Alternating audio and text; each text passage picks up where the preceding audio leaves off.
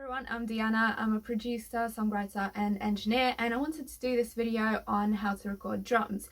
Now there's loads of different ways that you can mic the whole drum kit and also the individual elements of it, so I won't go through every single thing, but I'm hoping that this video will give you like a solid foundation that you can then take away and use in your recordings and build upon and experiment with. So first and foremost, before you even start miking your drum kit, you want to make sure that you're in an acoustically treated environment that's suitable for recording, so you don't get any kind of unwanted reflections or room modes or anything like that. You also want to make sure that your drum kit is well maintained, that the heads have been changed fairly recently and also that your drum kit is tuned. Now some people tune the drum kit to the key of the song, which I encourage you to try because you might not necessarily notice a huge difference with that, but it does make a little bit of difference, so I would definitely encourage you to try it. But in general, the drum kit needs to be tuned and it needs to be well maintained in order for it to sound good. And then of course you need a good drummer. You also want to make sure that there's nothing in the room that causes any unnecessary noise or rattle or vibrations when the drum kit is being played, and if there is any rattle on the actual drum itself or any ringing that you don't want, you can easily solve that with things like moon gel.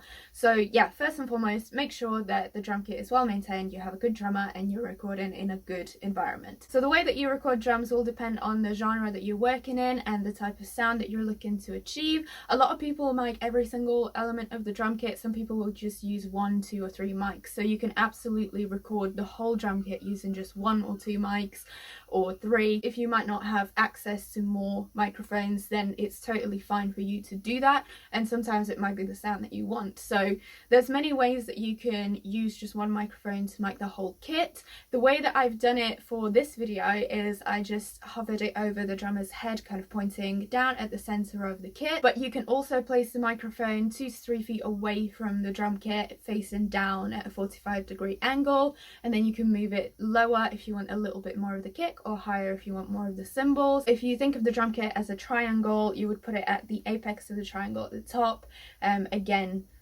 a couple of feet away from the kit. So there are different ways that you can use just a single microphone and it would still sound good. So I'm just going to show you what it sounded like with just the 1 mic.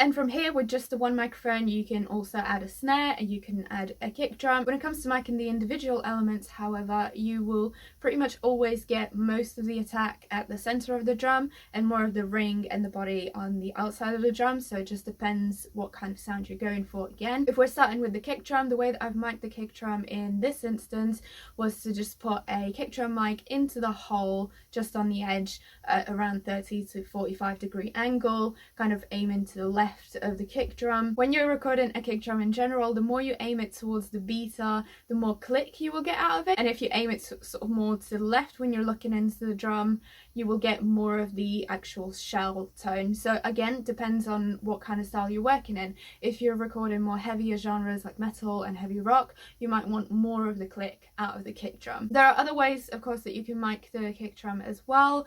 A lot of people use drum tunneling. Some people will also use a condenser or ribbon microphone to mic the kick drum. You have to just be careful not to overload those microphones because they will be way more sensitive, and you might want to just place them slightly more away from the kit. In this instance, we use just a dynamic microphone that's similar to AKG D112. I'm not really sure what brand it is, but AKG D112 is really popular for kick drums and it usually sounds really good. Now for the snare, again, you will get more of the attack if you aim your microphone towards the center of the snare and less of and more of the ring if you aim it towards like more the outside of the rim.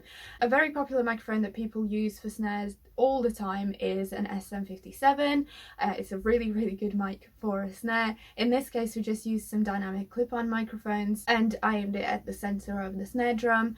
If you place it in between the hi-hat and the rack tom, you'll get the most amount of isolation when you're recording your snare, so we'll pick up less of the rest of the kit. And I usually also mic the bottom of the snare. So the reason for that is that you get way more of the crack from the snare, actually from the bottom mic and not the top, and you also get that tone from a well-placed through mic, for example. You won't necessarily be getting it from the snare top mic. So for the snare microphone, you probably want to place it around 1 inch above the rim, and then aim it at where you want it on the snare drum. And then for the bottom mic, you want to kind of mirror the snare top to minimize the phasing issues, and usually you will have to flip the phase of the bottom mic to make sure that both of them are in phase. I will play you the snare with the phasing issues and without, so you can really hear the difference, and after a while you will start to notice when phasing occurs because you'll just be able to hear it.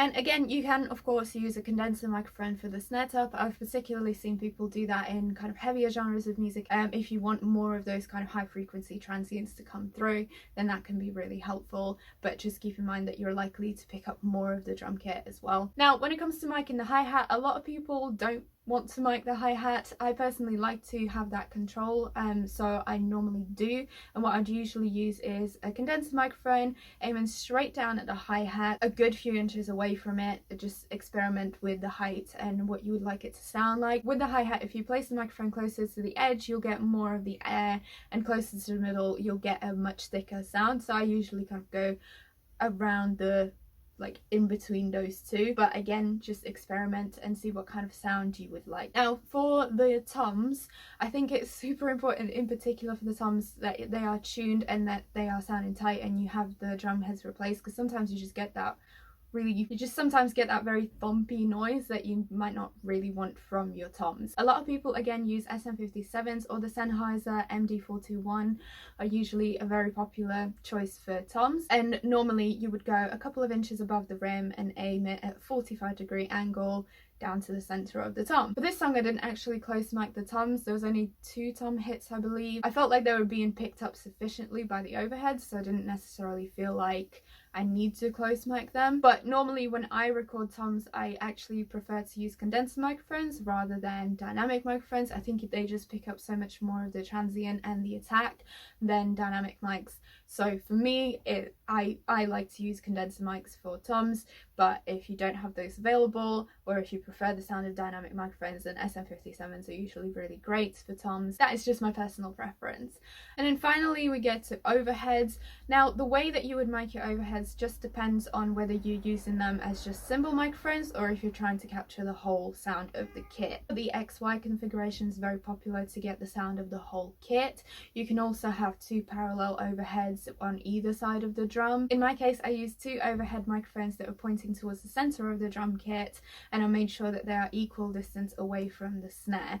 So you can use a tape measure, or if you don't have one, you can just grab an XLR and just measure that. So you would either place your overheads kind of parallel to each other, or you can measure them equal distance away from the snare, and that will help to prevent phasing issues for the overheads. You can also just use one overhead microphone as well if that's something that you prefer, so just don't be afraid to experiment and just see what you would like. With the overheads, you want to make sure that your drum kit sounds balanced and that it comes across true to what it sounds like in real life. Another thing that I forgot to mention about the overheads is that I used small diaphragm condenser microphones, and they will usually produce a brighter sound. You can also use ribbon mics, and you can also use large diaphragm condensers. So again, just depends on what you prefer. So those are kind of the basics of what you would use to record a drum kit. I would definitely encourage you to use room microphones when you're recording your drum kit, and because that will give you so much more of the ambience around the drums and a little bit more space. It would just sound a bit more natural. So for example, not for this one, but I did another recording where I placed the room microphone outside of the studio in this big hallway that produced a lot of reverb, and I ended up using that reverb from the room microphone in the final mix because I liked it so much and it just worked perfectly. So don't be afraid of trying things like that.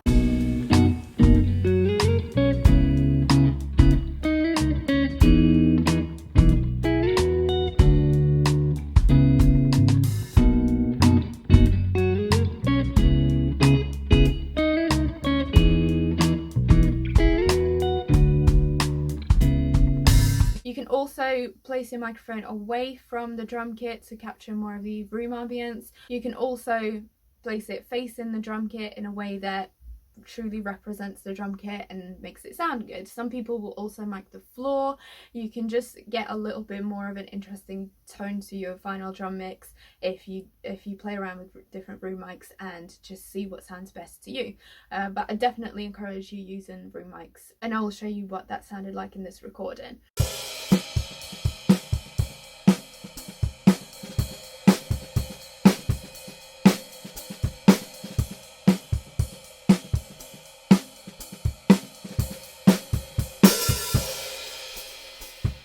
And then finally, for this song in particular, I really wanted to add some percussion, so I added a tambourine and castanets. But both of those you can get very cheaply from eBay or Amazon or wherever, and it just helped to add a bit more of that percussive element to this. Depending on your arrangement, you can try all kinds of different percussion to just add to your drum kit and your drum sound.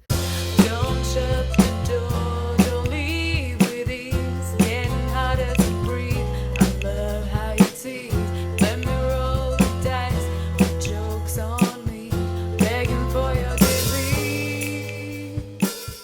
Okay, so that's it for this video. Thank you so much for watching. If you've got any questions or comments, drop them down below and I will do my best to respond to them.